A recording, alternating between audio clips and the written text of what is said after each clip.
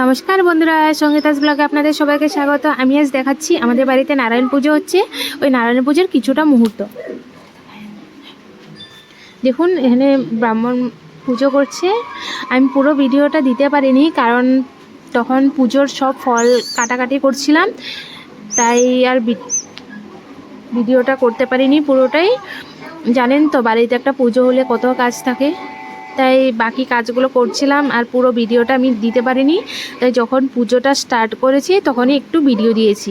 তা প্রথম থেকে যখন নারায়ণ বসিয়েছে, নারায়ণ এসছে, তখন আমি পুরো ভিডিওটা করতে পারিনি। নারায়ণ আসবে ভাবতে পারিনি, হঠাৎের মধ্যে চলে এসছে নারায়ণ নিয়ে। আর প্রচুর বৃষ্টি হচ্ছিল, তাই না একটা খেয়াল ছিল না যে নারায়ণ ঢুকছে। তারপরে তখন এত একটা ভাবতে পারিনি যে এত শর্টকাট চলে আসবে। আর দেখুন, এখানে পুজো শেষ করে চলে এসছে যজ্ঞ করতে। এখানে যজ্ঞ হবে, তাই কাঠ দিয়ে সব রেডি করেছে। বৃষ্টি হচ্ছে, প্রচুর বৃষ্টি হচ্ছে, তাই কাঠগুলো না পুরো শুকোতে পারেনি, ভিজে গেছে। তাই ওই ভেজা কাঠগুলো দিয়েই পুজোটা স্টার্ট করেছে। তাই দেখতে থাকুন, পুরো ভালোভাবে জ্বলছিল না। আর এখানে পুরোহিত আমাকে বলছে যে এখানে আমি কাঠগুলো জ্বালাতে পারছি না, আর ও শুধু ভিডিও করেই যাচ্ছে। পরে বলছিল আমাকে এরকমভাবে। আসলে যতই ভালো জ্বলবে ততই তো যজ্ঞটা ভালো হবে, তাই না?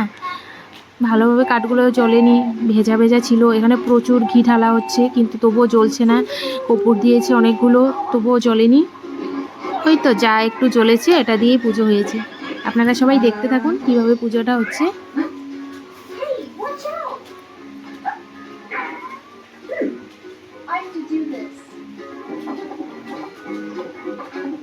বাড়িতে একটা পুজো হলে কত দারুণ মজা হয়, তাই না? অনেক আনন্দ লাগে বাড়িতে যদি একটা পুজো হয়।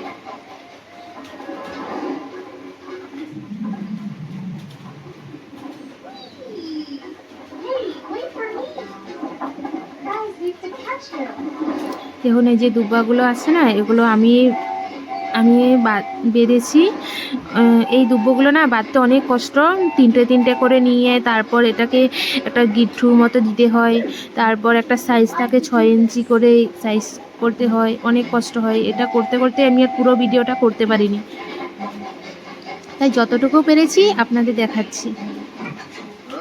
আশা করি আপনাদের ভালো লাগবে। আর পুজো দেখতে কার না ভালো লাগে। তারপর এখানে দেওয়া হবে নারকেল, তাই সবাই দাঁড়িয়ে পড়েছে। এবং ভালোভাবে পুরো জ্বলেনি, আগুনটা নিভে যাচ্ছিল, ভেজা কাঠ ছিল। তাই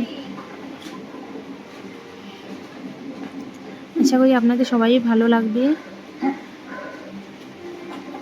দেখতে থাকুন আমার ভিডিওটা, পুরো ভিডিওটা, ফুল ভিডিও।